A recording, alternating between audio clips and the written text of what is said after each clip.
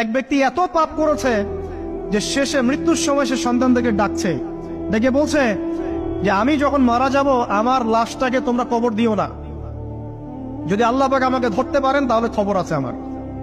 কি করতে হবে? সে বলছে যে আমার দেহটাকে তোমরা পুড়িয়ে ফেলবে এবং পুড়িয়ে ফেলার পরে ছাইগুলোকে একত্রিত করবা, করে অর্ধেক ছাই সমুদ্রে ভাসিয়ে দিবা, অর্ধেক ছাই বাতাসে উড়িয়ে দিবা। সন্তানরা তাই করলো।